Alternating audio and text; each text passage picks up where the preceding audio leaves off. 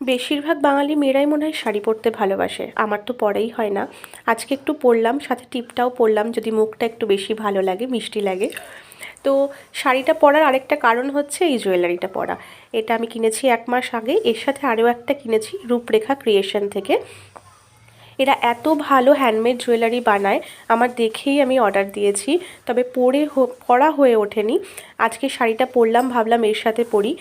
এই যে জুয়েলারিটা একটা লং, যে বিটসের কালে হ্যান্ডমেড জুয়েলারি, তার সাথে যে ইয়াররিংস, তোমরা চাইলে এরকম আরও অনেক কালেকশন এদের রূপরেখা পেজে আছে। এবং শাড়ির সাথে এগুলো যে কোনো এক কালারের শাড়ির সাথে এরকম লং একটা হার, সাথে এরকম ইয়াররিংস এখন তো খুব চলে, পরলে খুব ভালোও লাগে।